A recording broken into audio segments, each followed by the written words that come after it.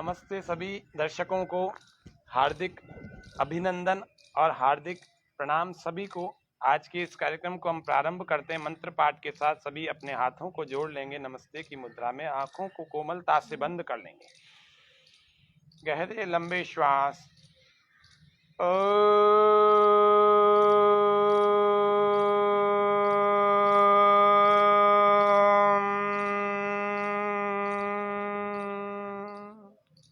भूर्भुवस्वः तत्सवितुर्वरेण्यं भर्गो देवस्य धीमहि धियो यो नः प्रचोदयात्। ओम स्वस्ति स्वस्ति स्वस्ति।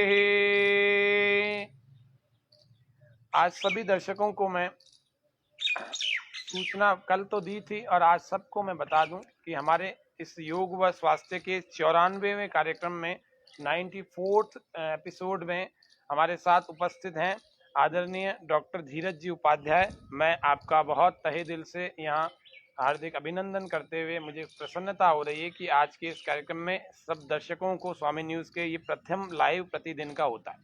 तो दर्शकों को आयुर्वेद से संबंधित सामान्य जानकारी जो नहीं है, जिसके कारण से वो रोज बीमार हो जाते हैं, वो सामान्य जानकारी हम सभी दर्शकों को हो जाए तो आदरणीय वैद्य जी जो एमडी हैं, आयुर्वेद के चिकित्सा अधिकारी हैं, अजमेर के ही नागबाई हॉस्पिटल में आप जो है सेवारत हैं राजकीय आयुर्वेदिक चिकित्सालय में। तो मैं आपसे निवेदन करूंगा तो आयुर्वेद की सामान्य जानकारी और वर्षा ऋतु में आहार विहार हम सबका कैसा हो, तो इन छोटी छोटी बातों से लेकर, क्योंकि छोटी छोटी बातों से ही बड़ी बातें बनती हैं, क्योंकि छोटी छोटी बातों का अगर ध्यान न दिया जाए तो बड़ी बीमारी भी हो जाती है लोगों को। तो इसीलिए आप सबके लिए आयुर्वेद के कुछ ऐसे टिप्स जो सामान्य जानकारी के रूप में होंगे और जिनको आप प्रतिदिन ध्यान रखेंगे तो आप बीमार कम पड़ेंगे, औरों से कम बीमार पड़ेंगे। तो ये बहुत अच्छी उपलब्धि होगी। बाकी चीज़ें योग के आसनों को प्राणायाम को करके आप ठीक हो सकते हैं। कुछ आयुर्वेद की बातों का ध्यान रख के कुल मिला के आपका शरीर और मन दोनों स्वस्थ होंगे तो निश्चित रूप से आपके लिए ये धरती, ये संसार के इस वसुंधरा के सुखों का भोग कर सकेंगे। क्योंकि वेद में कहा है वीर भोग्या वसुंधरा, तो वीर व्यक्ति या स्वस्थ व्यक्ति ही इस संसार के, इस पृथ्वी के सुखों का भोग कर सकता है। तो यही उद्देश्य हम सबका है। तो मैं पुनः निवेदन करूंगा आदरणीय वैद्य जी से कि हम सभी दर्शकों को लाभान्वित करें आयुर्वेद की सामान्य जानकारी से।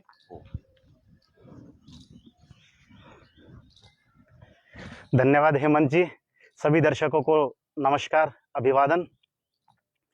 जैसा कि आयुर्वेद के बारे में यदि बात करते हैं और शुरुआत करते हैं तो इसकी जो मूलभूत बातें हैं, प्राथमिक बातें हैं और स्वास्थ्य के लिए जो सबसे महत्वपूर्ण चीज़ें हैं उनसे रूबरू होना, उनको अवगत करा लेना बहुत ज़्यादा जरूरी हो जाता है।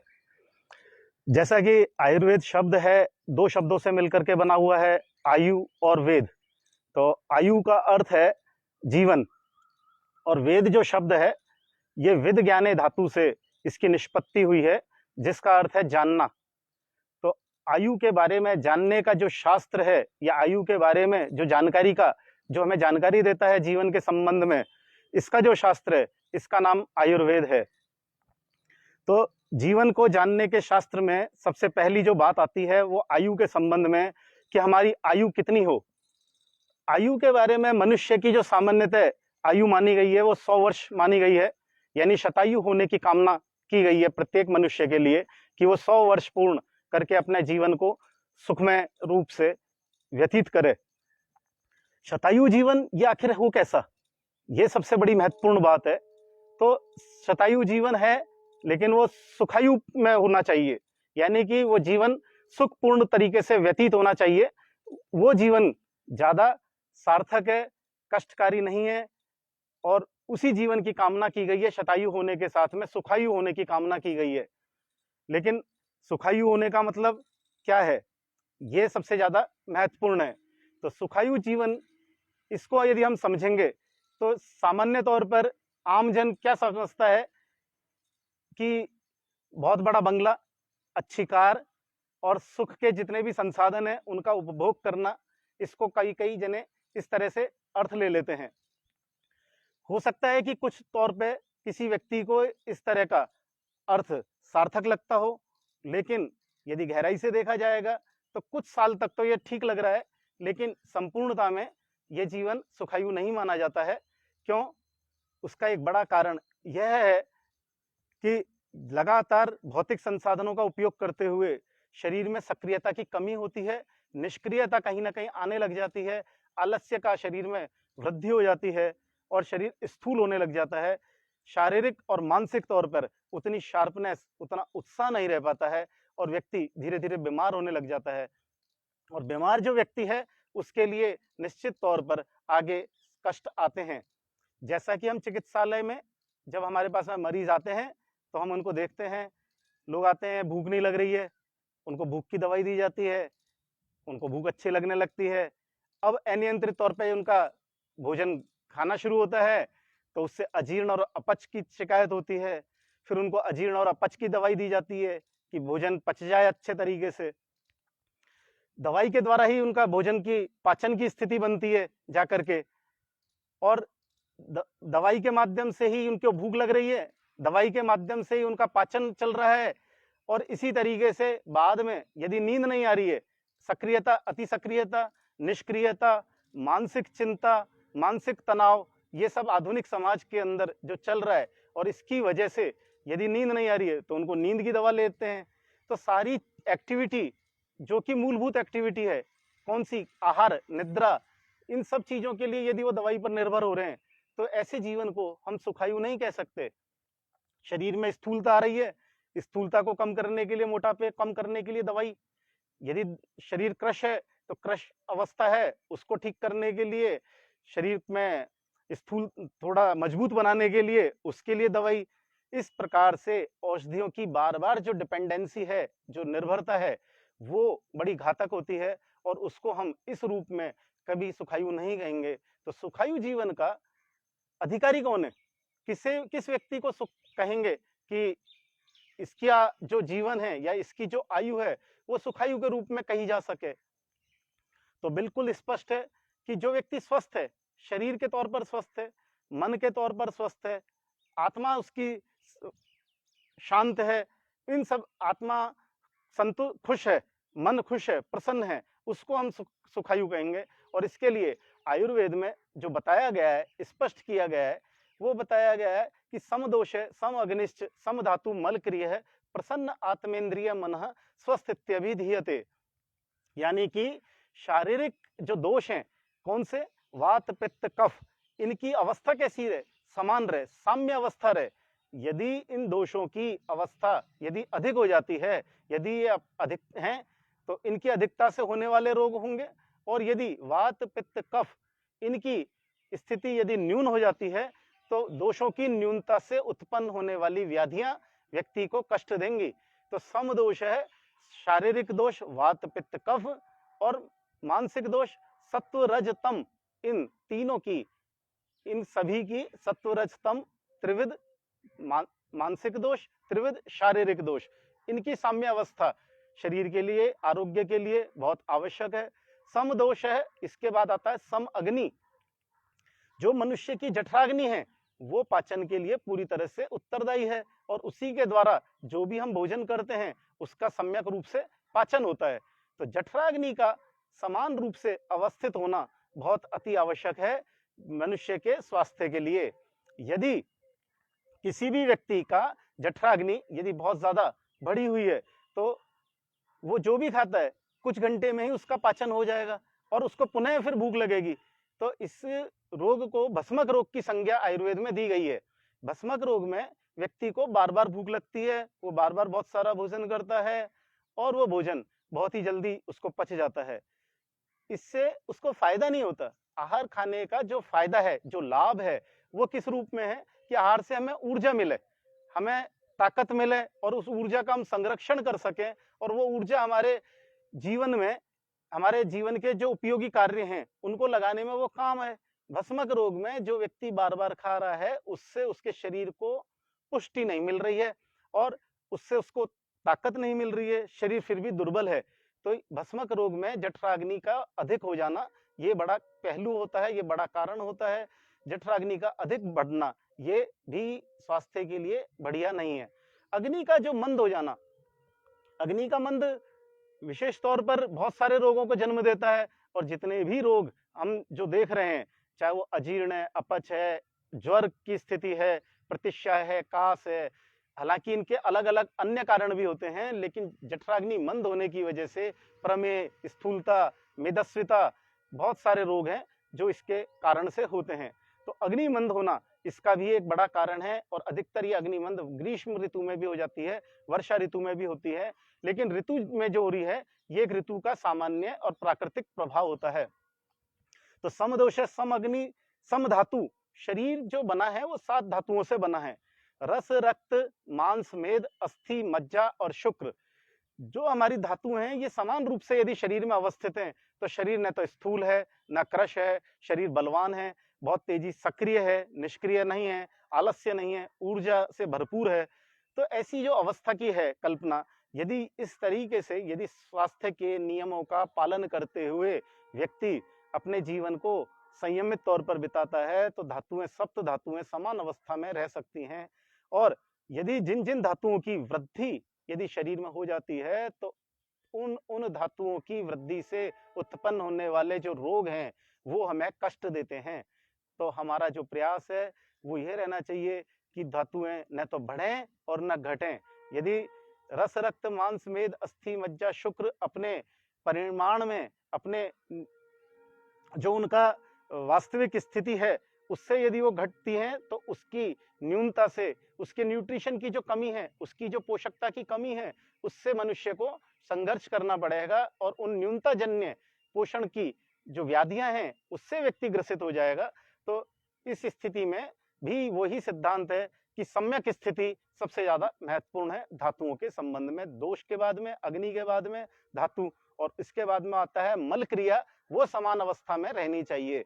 तो जो मल क्रिया है, मूल रूप से जो 3 प्रकार के जो मल हैं, पुरीश, स्टूल, यानी कि जो शौच आदि किया जाता है प्रातःकाल, वो, दूसरा यूरिन यानी कि मूत्र, तीसरा स्वेट, स्वेद, पसीना, इसका जो निष्क्रमण है, इसकी जो अवस्था है ये भी सम्यक रहनी चाहिए।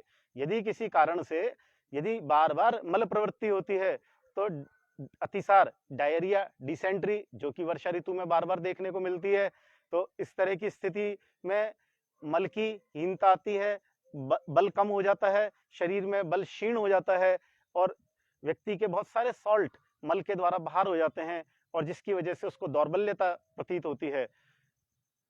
मूत्र प्रवृत्ति यदि बार बार होती है, तो किडनी से संबंधित वृक्क रोग जो होते हैं उस, या मूत्राशय जनित जो रोग हैं, उनसे संबंधित जो रोग हैं वो व्यक्ति को होते हैं। और बार बार प्रवृत्ति होती है मूत्र की, तो ये जो बार बार प्रवृत्ति होती है ये डायबिटीज के अंदर बड़ा लक्षण होता है, और वर्षा ऋतु में स्वाभाविक तौर पे भी कभी कभार किसी व्यक्ति को इस तरह की स्थिति होती है।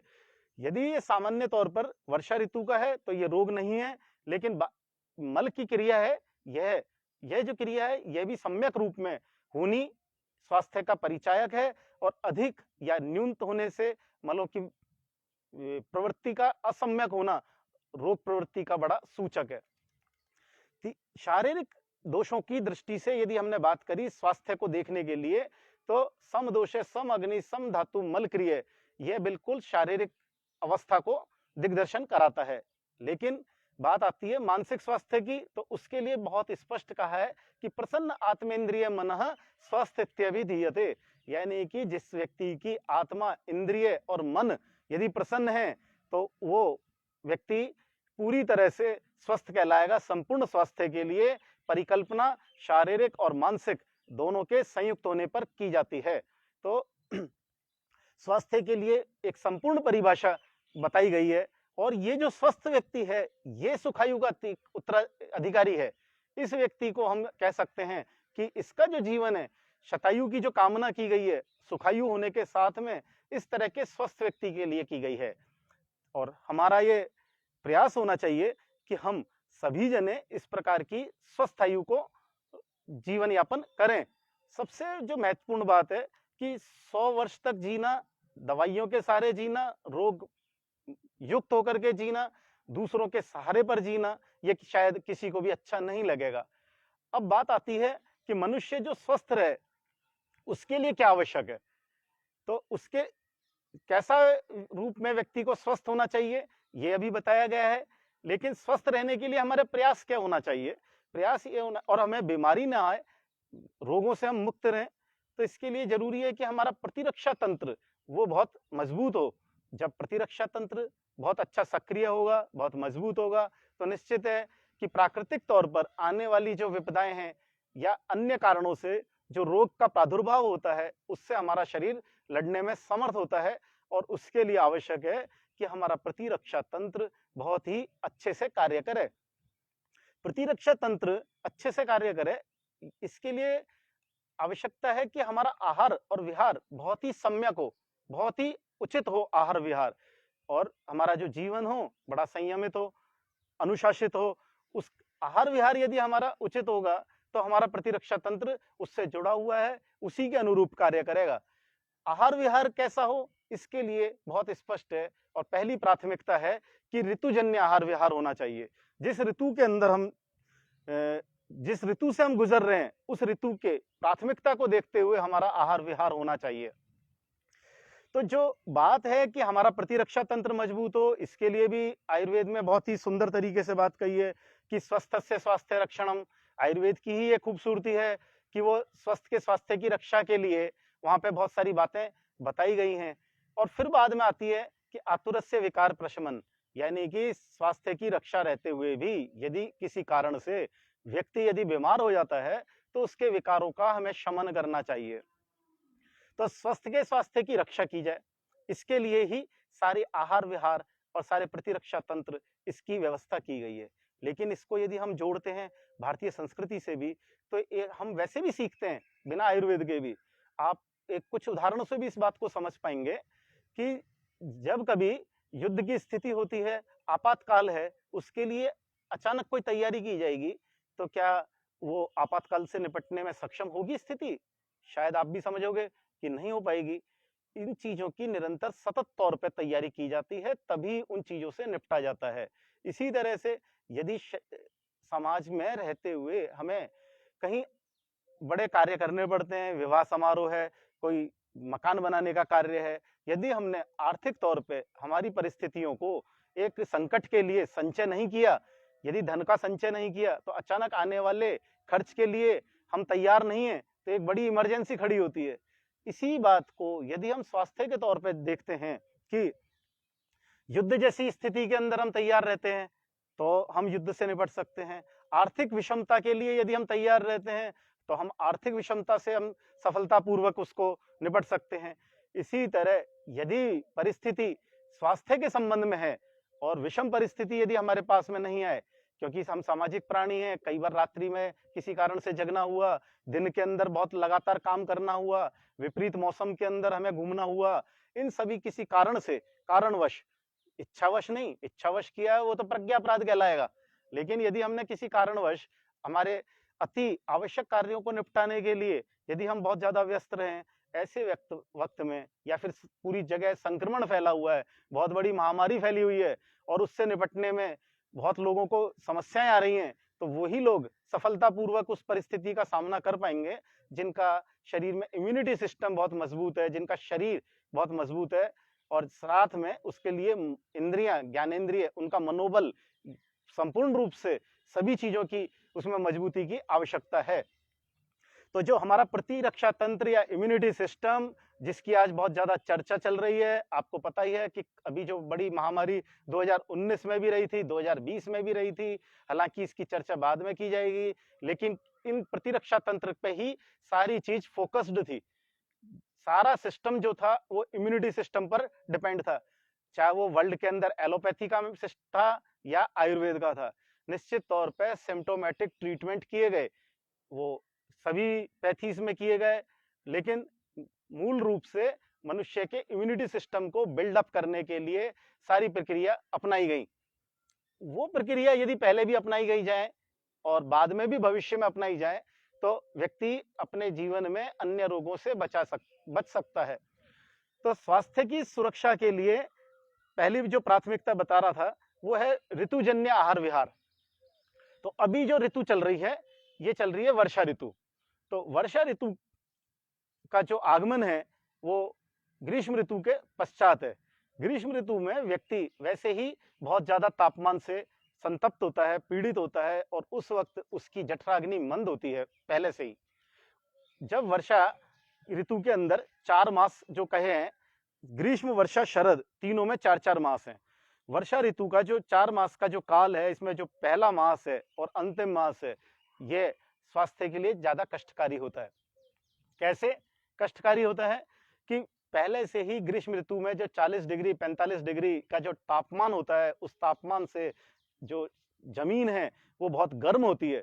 ऐसे वक्त में जब बहुत ज्यादा एक लंबे समय के व्यतीत होने के बाद में जब वर्षा आती है, तो तप्त भूमि पे जो पानी पड़ता है, उससे जो भाप बनती है, बफारा होता है, उष्णता फैलती है, और जब वायु बंद होती है, उस समय वायु का चलन नहीं होता है, तो एक बहुत ज्यादा उमस पैदा होती है, व्यक्ति को बहुत ज्यादा पसीना आता है और अम्लता पैदा होती है, जठराग्नि और मंद पड़ जाती है, शरीर में बेचैनी पैदा होने लगती है।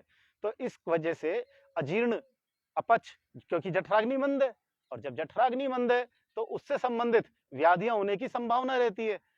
और बाहर का वातावरण भी इस तरह का होता है जहाँ पे बहुत ज्यादा उमस हो गई है, ह्यूमिडिटी ज्यादा हो जाती है, तो व्यक्ति को शारीरिक तौर पर कष्ट महसूस होता है।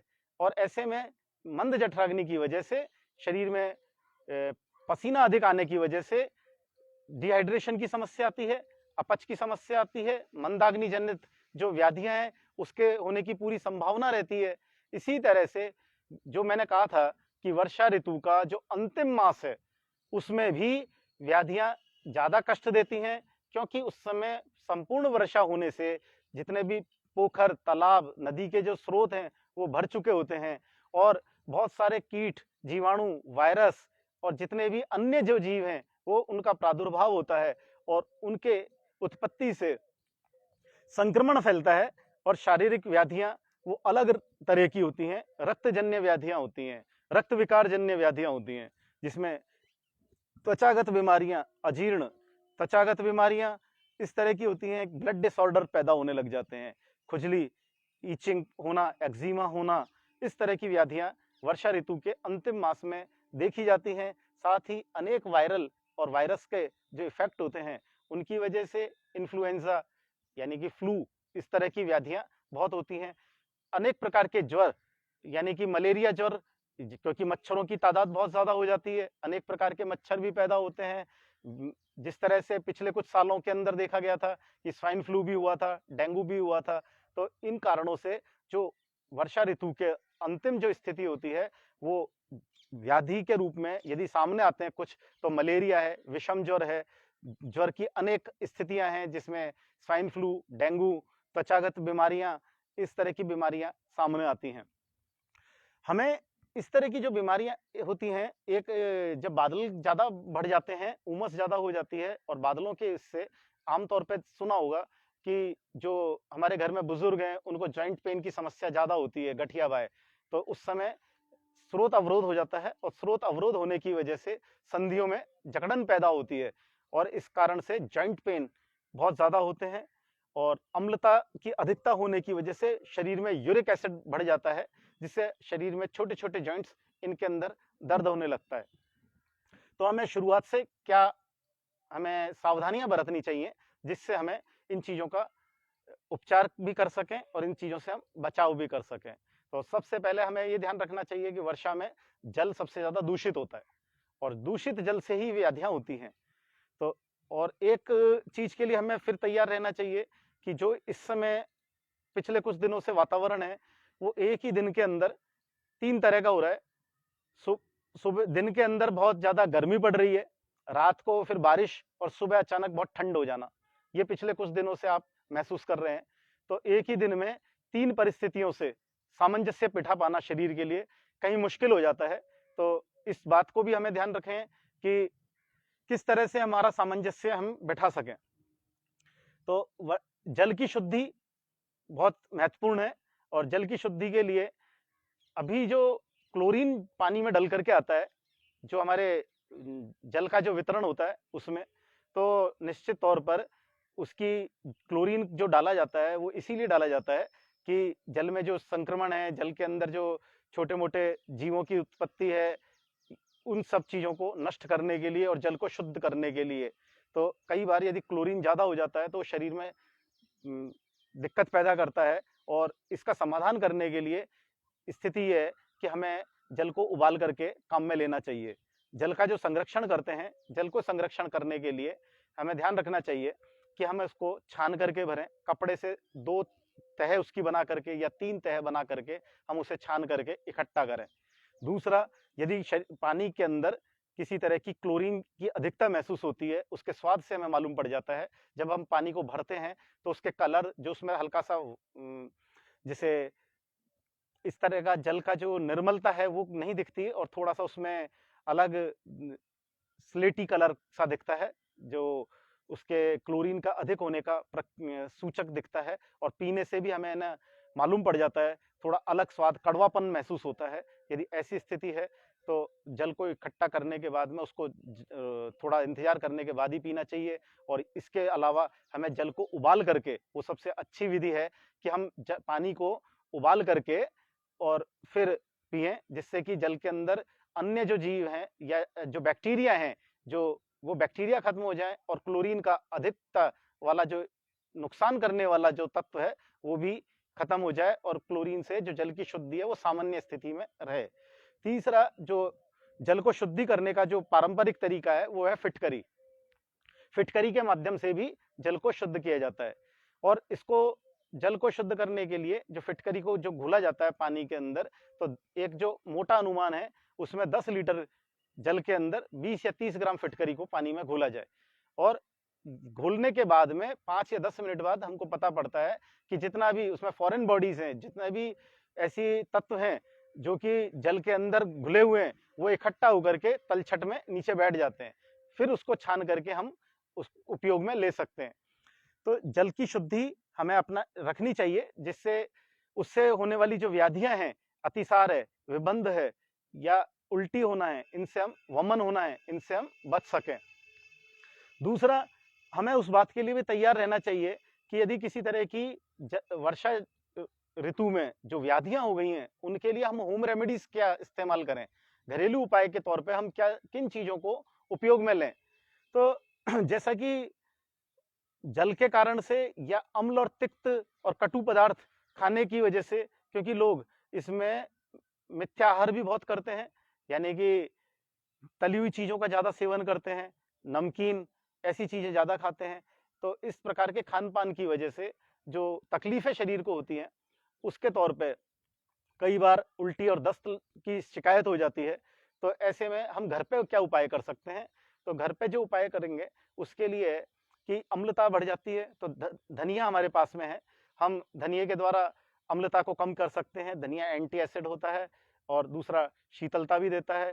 तो ज्यादा तीक्ष्ण पदार्थों को खाने से, ज्यादा कटु पदार्थों को खाने से जो शरीर में तीक्ष्णता और अम्लता इसकी जो अधिकता हो जाती है, इस अधिकता को न्यूट्रलाइज करने के लिए, इसको न्यून करने के लिए शायद प्रत्येक घर में धनिया होता है। सूखा धनिया भी काम में लिया जा सकता है, और जो ताजा धनिया जो कि सब्जी में उपयोग में लिया जाता है उसको भी काम में लिया जा सकता है। काम में लेने का जो तरीका है, सूखा धनिया को इसका पाउडर बना करके और उसमें मिश्री मिला करके काम में लिया जा सकता है। और धनिया और जो मिश्री है इसका उपयोग जहाँ उष्णता को कम करता है, अम्लता को कम करता है, और साथ में ही अतिसार को रोकने में भी बहुत उपयोगी है। क्योंकि धनिया ग्राही है, ग्राही का मतलब है संग्रहित करता है, जितने भी सीक्रेशंस हैं उनको जाने से रोकता है। तो इसकी यदि मात्रा ली जाती है तो लगभग 3 से 5 ग्राम धनिया और मिश्री। धनिया और मिश्री के अलावा सौंफ भी हमारे पास में आसानी से उपलब्ध होती है। सौंफ और मिश्री को भी इस रूप में काम में लिया जा सकता है। यदि किसी व्यक्ति को शुगर है या मीठा उसको अच्छा नहीं लगता है तो केवल सौंफ को भी या केवल सिर्फ धनिये को या दोनों को मिला करके सौंफ और धनिये का इस्तेमाल हम अतिसार के अंदर कर सकते हैं। साथ में एसिडिटी में भी इन दोनों चीजों का उपयोग किया जा सकता है। और यदि हमारे पास में धनिया जो कि सब्जी में डाला जाता है ताजा पत्ती वाला, उसको हम पेस्ट के रूप में भी उपयोग में लेते हैं, और इसका उपयोग अनेक बीमारियों में किया जा सकता है। इसमें फूड पाइप की शुरुआत में ही जो अल्सरेटिव कंडीशन हो जाती है और GRED यानी कि गैस्ट्रिक रिफ्लैक्स ईसोफेगस डिजीज, जिसमें अम्लता ऊपर की तरफ आती है, आमाशय भोजन को ऊपर की तरफ फेंकता है।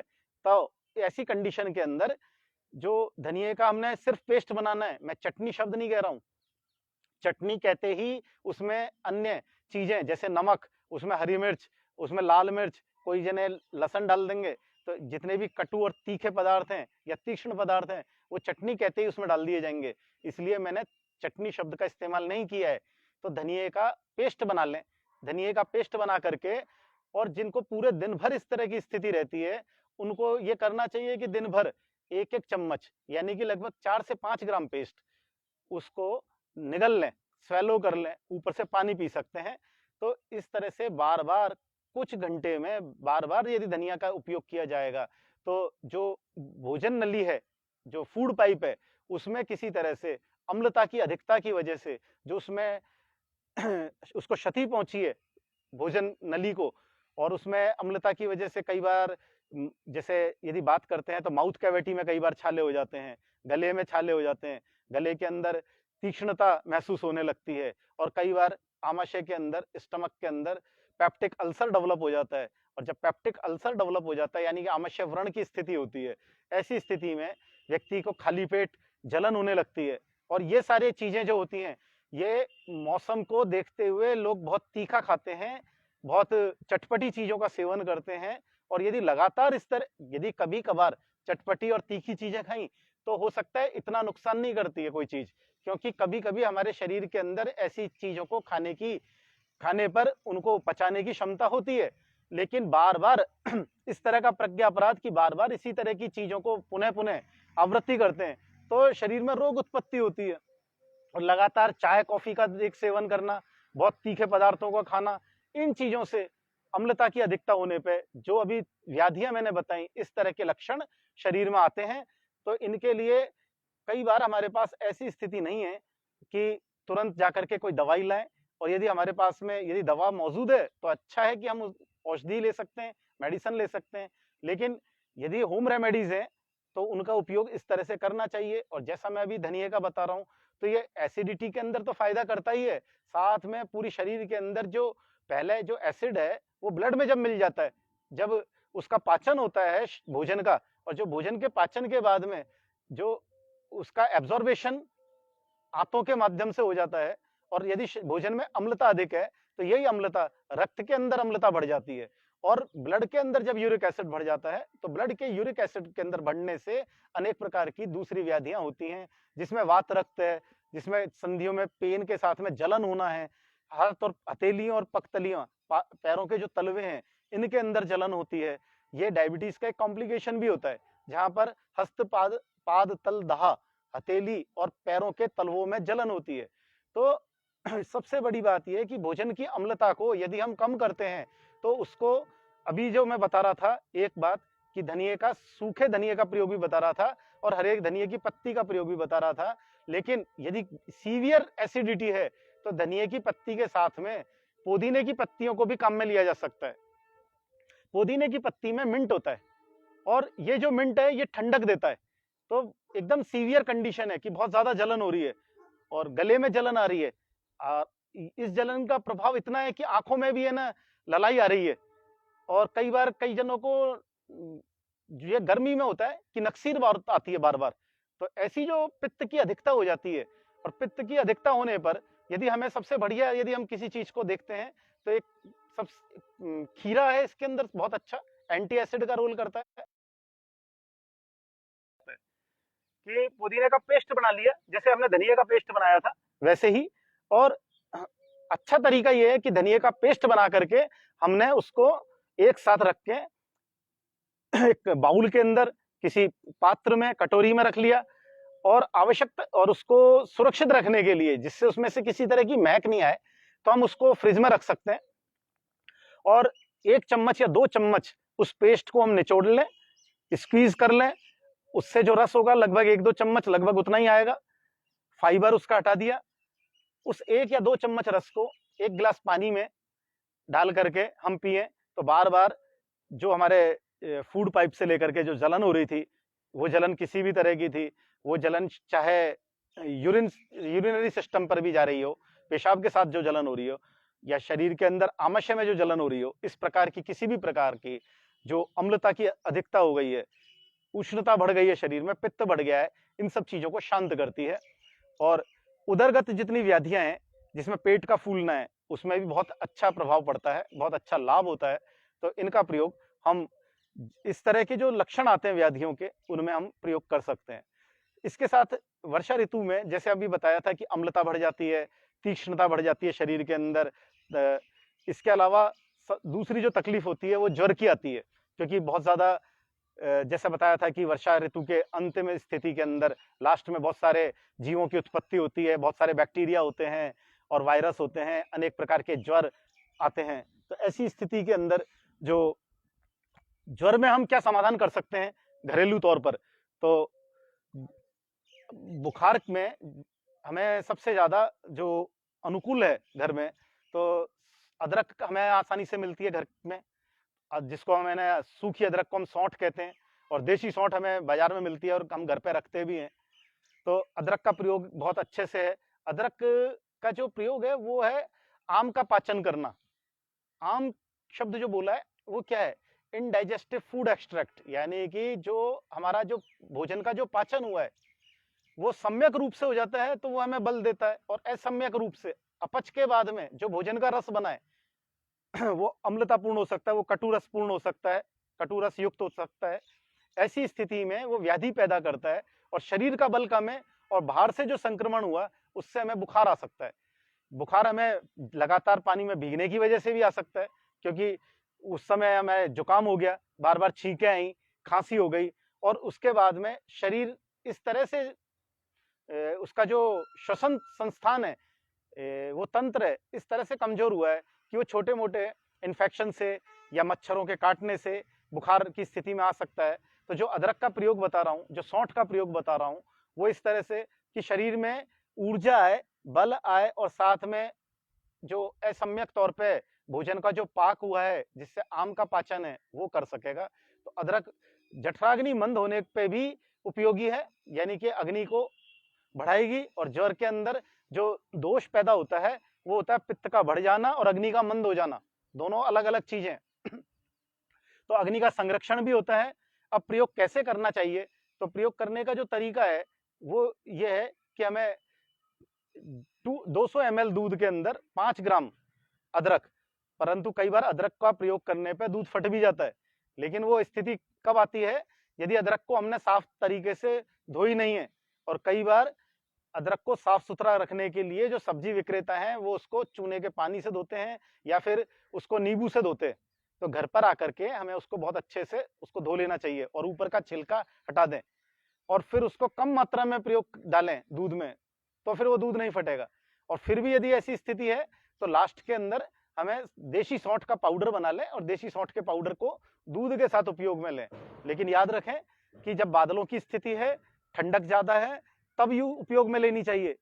यदि वर्षा काल में भी जैसे दिन भर में अलग अलग स्थिति है, कभी दिन में बहुत तेज गर्मी है, उस समय नहीं उपयोग में नहीं लेना चाहिए जब बहुत ज्यादा ठंडक महसूस हो रही है उस समय लेना चाहिए। तो ये अपने चयन का आधार परिस्थिति जन्य, इसको याद रखना बहुत जरूरी है। यानी कि कितना भी बड़ा सर्वश्रेष्ठ अच्छा नुस्खा है, लेकिन उसका गलत उपयोग हमें दिक्कत पैदा कर सकता है। दिक्कत ऐसी ही पैदा करेगा, थोड़ी तकलीफ हो सकती है, तो उस बात का हमें ध्यान रखना चाहिए। तो सौंठ का प्रयोग हमें खाने के बाद में बनने वाले अजीर्ण के रूप में भी कर सकते हैं। यदि हमने खाना खा लिया और कफ यदि हमें पैदा हो रहा है, भोजन में कफजन्य चीजें हैं, हालांकि दही वगैरह इस समय नहीं खाना चाहिए, अभी मैं इसके बारे में बताऊंगा।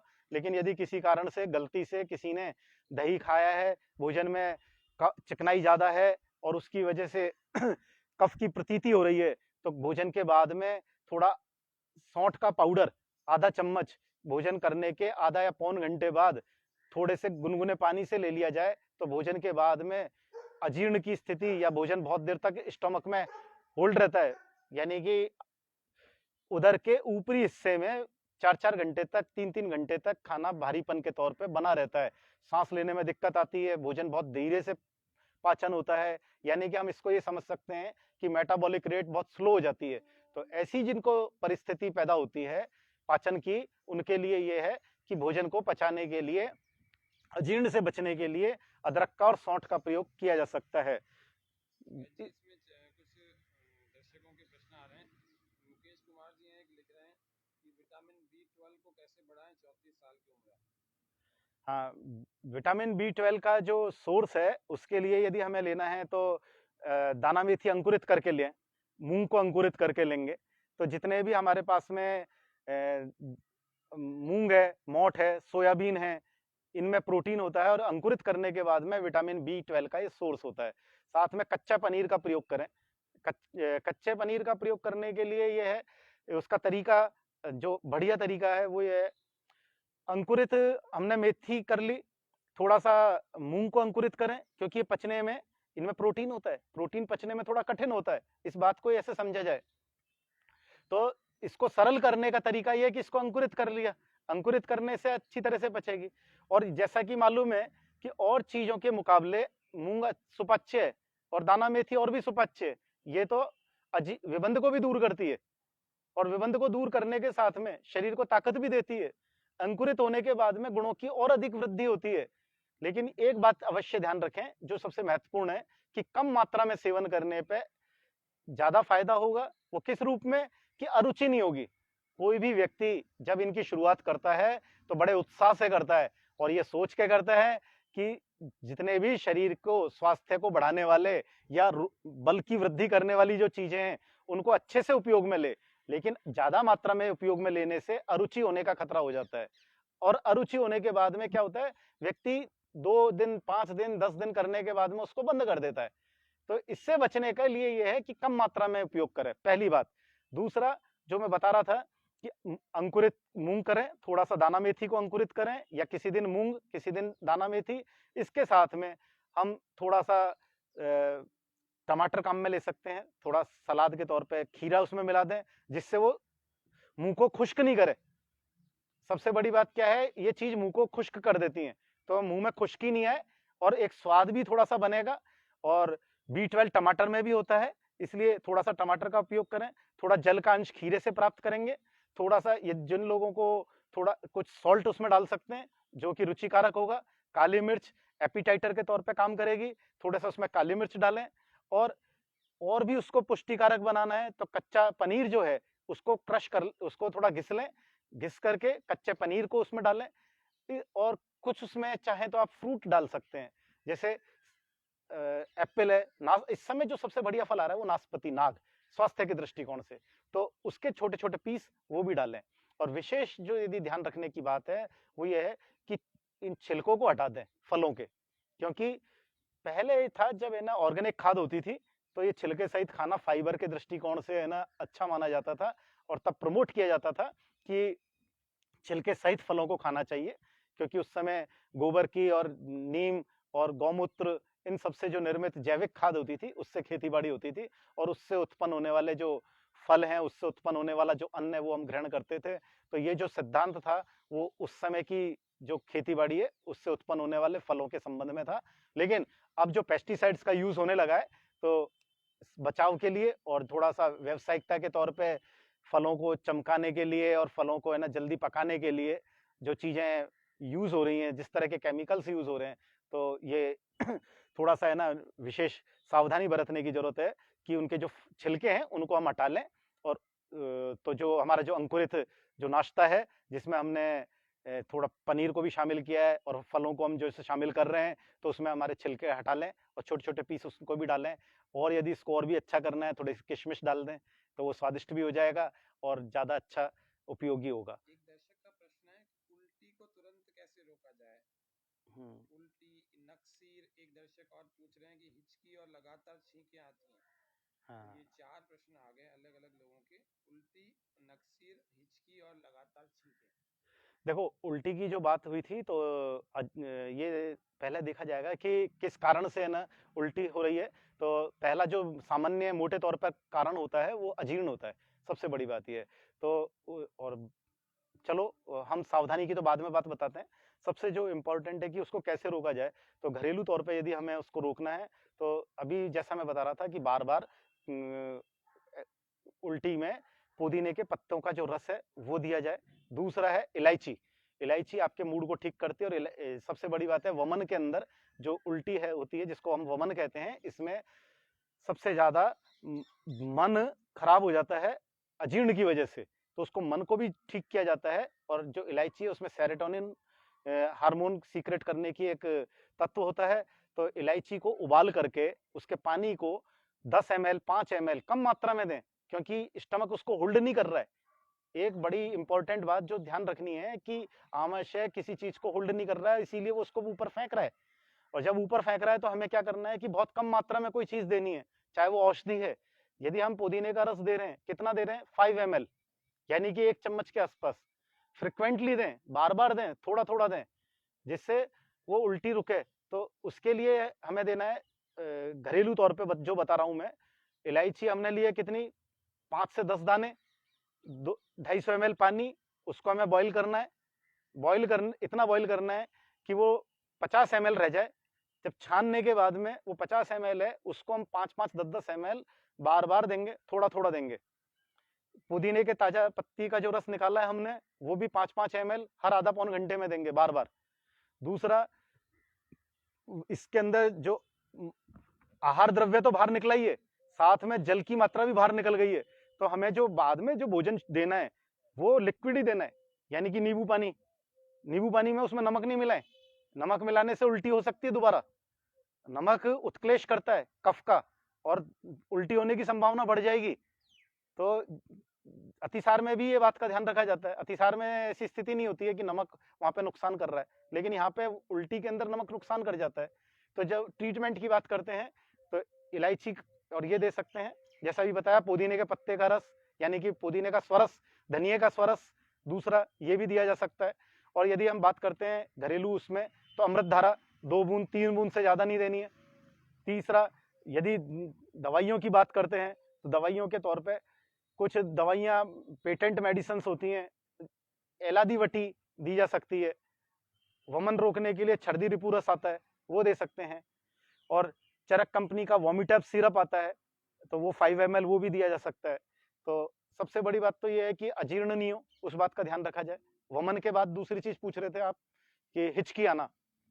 हिचकी आना का यदि हम पहले कारण जान लें तो सीधी सी बात है कि डायफ्राम का इरिटेशन होता है। स्टमक बार बार किसी चीज को है ना फेंकता है ऊपर, तो वमन होती है। और डायफ्राम के अंदर इरिटेशन होता है, यानी श्वसन संस्थान और पाचन संस्थान के बीच में जो एक हिस्सा होता है मसल्स का, जो डायफ्राम कहलाता है, और उसमें जब इरिटेशन होता है तब बार बार हिचकी आती है।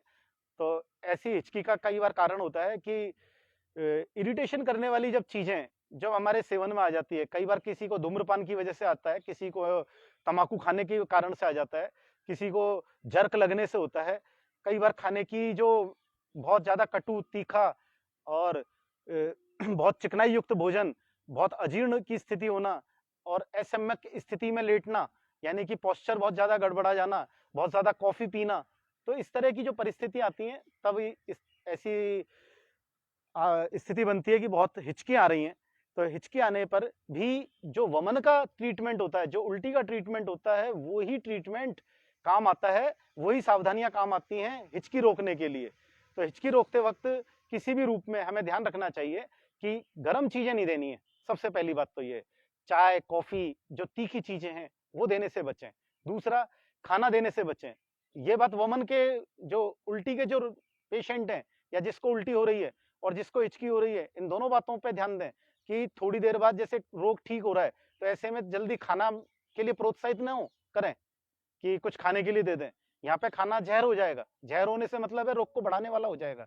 तो ये बात ध्यान में रखनी है कि हिचकी के मरीज को भी आपको धनिये का स्वरस देना है। हिचकी के मरीज को भी आपको बार बार इलायची का उबला हुआ पानी, मुलेठी, इसमें बहुत अच्छा काम करती है, क्योंकि मुलेठी के अंदर जो तत्व है इसमें ग्लिसराइज्ड होता है जो कि पित्त को शांत करता है उल्टी में, और इसमें पित्त को शांत करने वाले जो द्रव्य हैं उनका उपयोग करना चाहिए। तो मुलेठी को भी उबाल करके दें, और हिचकी के अंदर तो मुलेठी को चूसने के लिए दिया जाए, जो उसका रस धीरे धीरे जब भोजन नली से आमाशय में जाएगा, डायफ्राम पे इसका सकारात्मक असर होगा, उसका इरिटेशन शांत होगा, उस पर अच्छा असर आएगा। इलायची, सौंफ और मिश्री इसको चूसने के लिए दें, क्योंकि बहुत हल्की मात्रा के अंदर जो स्वरस है इसका, वो भोजन नली के द्वारा जा करके इसके इरिटेशन को, इसकी अति सक्रियता को शांत करेगा, क्योंकि यहाँ पे डायफ्राम अति सक्रिय हो गया है, उसको शांत करना जरूरी है। तो ऐसी स्थिति में मुलेठी को चूसना भी जरूरी है, उपयोगी रहेगा। और साथ में मुलेठी को उबाल करके उसको चाय की तरह पीना। चाय की तरह पीने का मतलब है धीरे धीरे पीना, चाय की तरह गर्म पीने के लिए नहीं कह रहा हूँ। गर्म पीने से फिर वही दिक्कत आ जाएगी। चाय उबाल, मुलेठी को उबाल ले, ठंडा करें। उबालने का तरीका, 5 ग्राम इसका यवकुट चूर्ण या 5 ग्राम पाउडर, इसको 1.5 कप पानी में उबालें। जब 1 कप रह जाए तो ठंडा हो जाए, ठंडा होने पे इसको धीरे धीरे पिएं। और यदि हिचकी के अंदर एक बात है कि ये लगातार एक लंबे समय तक चलती है, तो पूरे दिन इस तरह का पानी पिएं। इलायची और मुलेठी का उबाल करके पानी पूरे दिन भर पिएं, तो इसमें बहुत फायदा होगा। उल्टी और हिचकी, इसके बाद क्या पूछ रहे हैं? छींके और नक्सीर, ये दोनों एक दूसरे से रिलेटेड भी होते हैं कई बार, क्योंकि लगातार जब छींके आती हैं तो जो रेस्पिरेटरी सिस्टम है या जो नासागत जगह है, यहाँ पे बहुत छोटी छोटी कैपिलरी होती हैं, ब्रेक हो जाती हैं झटके से बार बार। कई एक कारण ये भी होता है, और ब्रेक होने से वो स्थिति होती है कि नाक से ब्लड आता है, नक्सीर आती है। दूसरा बड़ा कारण होता है खान पीन होता है, कि बहुत ज्यादा तीखे और उष्ण पदार्थों का सेवन, वो लगातार खाने से भी ऐसी स्थिति आती है। तीसरा आता है लगातार यदि पंखे और अपन मौसम की वजह से पंखे और एसी, कूलर इसमें जब बैठते हैं, तो बहुत ज्यादा जो ठंडी हवा है वो नाक में जो म्यूकस है, श्लेष्मा है, उसको ड्राई कर देता है। नाक में एक चिकनाई हमेशा बनी रहती है, और श्लेष्मा इसलिए बना रहता है कि हमें सांस आसानी से आ सके। और जब ये म्यूकस ठंडी हवा से, जो ट्रैवलिंग के दौरान भी होता है कि यदि लगातार बाइक चला रहे हैं तो हवा की वजह से कफ शुष्क हो जाता है, पंखे की वजह से कफ शुष्क हो जाता है, एसी में बैठने से कफ खुश्क हो जाता है, नाक में खुश्की आ जाती है। ऐसी कंडीशन में भी कई बार छींक आने पे नक्सीर आ जाती है।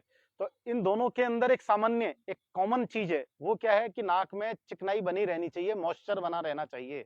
इसलिए जो प्रावधान है वो किया गया है नस्य का। नस्य का अर्थ है कि नाक में चिकनाई को लगाना। कभी कभार रोग की वजह से लगाते हैं, उसको कहते हैं मर्श, और प्रतिदिन लगाते हैं स्वास्थ्य संरक्षण के लिए, उसको कहते हैं प्रतिमर्श नस्य। तो इसमें जो हम उपयोग में लेते हैं वो सामान्य तौर पर तेल का प्रयोग किया जाता है, और कई औषधि युक्त तेल भी आते हैं, मेडिकेटेड ऑयल भी आते हैं। तो हमें क्या करना चाहिए? 50% हम रिकवर हो सकते हैं इसमें चिकनाई को अप्लाई करके, नस्य का प्रयोग करके। इसमें जो सामान्य जो तरीका है वो ये है, हम तिल का तेल भी काम में ले सकते हैं, हम सरसों का तेल भी काम में ले सकते हैं, हम बादाम का तेल भी काम में ले सकते हैं। इसको ड्रॉप के तौर पे भी डाला जा सकता है, लेकिन ड्रॉप के तौर पे जब ये हम डालते हैं तो दिक्कत ये होती है कि वो अचानक आपके नाक के जो अंतिम जगह है वहां पर जाकर के वो टच होता है, और कभी कभी इरिटेशन हो जाता है। तो इसलिए आप उंगली से अप्लाई कर सकते हैं, नाखून आपके कटे हुए हों, और फिंगर इंडेक्स ये डिप करें ऑयल के अंदर। डिप करने के बाद उसको अच्छी तरीके से दोनों साइड में लगाएं, दोनों नेस्ट्रल्स में लगा के उसको इनहेल करें, अच्छी तरह से खींचें, जैसे अनुलोम विलोम करते हैं उसी तरीके से, जिससे ऑयल जो आपने नासा रंध्र में लगाया है, इसकी जो म्यूकस मेम्ब्रेन है, जो नासा की अंदरूनी जो दीवार है, इस पे जो अप्लाई किया है वो अंदर तक खींचा जा सके। इस तरीके से नाक को ड्राई होने से बचाया जाएगा। अब तिल का तेल है वो सामान्य तौर पर इसमें चिकनाई बनाए रखेगा। सरसों का जो तेल है वो थोड़ा कटु होता है, तीक्ष्ण होता है, तो वो अंदर तक चले जाता है उसकी कटु और तीक्ष्णता की वजह से, लेकिन और स्रोतों को खोल देता है अंदर तक। आपका जो श्रोता अवरोध है वो खुल जाएगा, लेकिन कई बार इसकी वजह से छींक आ जाती है। तो जिन व्यक्तियों को जो तीखा लगता है और जिनको इससे थोड़ा अच्छा नहीं लगता है, परेशानी होती है, वो सरसों का तेल उपयोग में नहीं लें। और जो इसके अभ्यासी हैं, जिनको इस तरह का परेशानी नहीं आती है, वो सरसों का तेल उपयोग में ले सकते हैं। और जो सर्वश्रेष्ठ है वो बादाम का तेल इस पे लगाएं, वो पोषण भी बहुत अच्छा सा करता है। नाक बहुत स्मूथ रहेगी पूरे दिन भर। किसी तरह का जो बाहर के वातावरण में डस्ट है, डर्ट है, स्मोक पार्टिकल है, जो हमारे सांस के द्वारा जाते हैं, वो इस चिकनाई पे लग जाती है। इस चिकनाई को लगाने का उपयोग यही है, जिससे छींकों से एक बचाव हो जाता है। छींक आने का जो बड़ा कारण है वो है कि बाहरी वातावरण में किसी तरह का डस्ट पार्टिकल, स्मोक पार्टिकल सांस के साथ में जब आता है और वो अंदर तक पहुंच जाता है रेस्पिरेटरी सिस्टम में, तो वो इरिटेशन ला करके छींकें पैदा करता है। तो प्रिकॉशनरी हमको क्या करना है, नाक में ऑयल अप्लाई करना है। साथ में जब वातावरण ठंडा होता है तब भी हमें छींकें आती हैं। वातावरण में जब ठंडक है और जब छींक आ रही है तो हमें हमारे बचाव के लिए जो घर पे उपयोगी चीजें हैं वो तुलसी है, गिलोय है, मुलेठी है। मुलेठी हम ला करके घर पे रख सकते हैं, तो तुलसी गिलोय भी हम ला करके रख सकते हैं। घर पे जो मिलने वाली सुलभ चीज है वो अदरक और सौंठ का प्रयोग भी है, लेकिन शरीर की प्रकृति के हिसाब से सौंठ और अदरक का प्रयोग कम मात्रा में करें। यदि किसी को गर्मी ज्यादा लगती है और उसको छींक आ रही है तो तात्कालिक तौर पे तो दिया, लेकिन कम मात्रा में दें। और इसको हम पाउडर के रूप में भी दे सकते हैं, चाय और दूध के साथ में भी दिया जा सकता है। चाय का जो मैंने शब्द लिया वो उन लोगों के लिए जो कभी नहीं पीते, तो उनके लिए औषधि का काम करती है, मेन बात ये है। लेकिन दूध के साथ दिए जाने पर छींकों में भी बहुत उपयोगी है, क्योंकि पोषण भी देती है, साथ में शरीर में ऊर्जा रखती है। और यदि दवाई के तौर पर यदि हम दे रहे हैं तो लक्ष्मी विलास रस का उपयोग किया जाता है, जो कि बहुत अच्छा है। सितोपलादी चूर्ण, इसका भी छींकों के अंदर और प्रतिश्याय और श्वसन संस्थान के अंदर जो तकलीफें होती हैं उसमें भी उपयोग किया जाता है। और कच्ची हल्दी जो सीजन में आती है, तो कच्ची हल्दी भी छींकों के अंदर बहुत अच्छा सा फायदा करती है। रेस्पिरेटरी सिस्टम में इसका भी बहुत ज्यादा उपयोग होता है। और एलर्जिक जो छींकें हैं, क्योंकि इसमें एंटी हिस्टामिन गुण होता है हल्दी में, तो हल्दी में जो एंटी हिस्टामिन गुण होता है इस वजह से वो छींकों में बहुत फायदा करती है। इसके बाद बहुत हृदय से आभार अभिनंदन करता हूँ, धन्यवाद प्रकट करता हूँ कि उन्होंने आज के इस 94वें कार्यक्रम में हमें योग व आयुर्वेद की इस प्रकल्प को, जो कि स्वामी न्यूज़ के द्वारा पिछले 1 वर्ष से चला रहे हैं, योग व आयुर्वेद नाम का एक बहुत सुंदर कार्यक्रम आपके समक्ष कितने समय से, लंबे समय से चल रहा है। इसमें प्राकृतिक चिकित्सा, इसमें आयुर्वेद, इसमें एक्यूप्रेशर और योग तो मुख्य रूप से है। कैसे हम स्वस्थ रहें, इसका हम प्रयास दिन प्रतिदिन करते रहते हैं।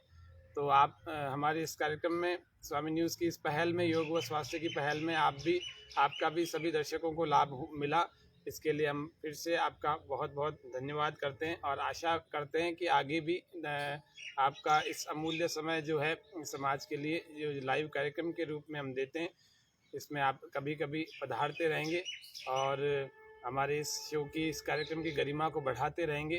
तो आप सभी दर्शकों का, स्वामी न्यूज़ का जो टेक्निकल टीम है उनका, और आदरणीय वैद्य जी का, सबका मैं हृदय से धन्यवाद, कृतज्ञता प्रकट करता हूं। और आज के कार्यक्रम को यहीं पर पूरा करता हूं। कल फिर 6:30 बजे इस योग व स्वास्थ्य के कार्यक्रम में लेंगे। तब तक शांति पाठ के साथ इसको विसर्जन करते हैं। ओम शांति शांति शांति, सर्वेभ्यो नमः।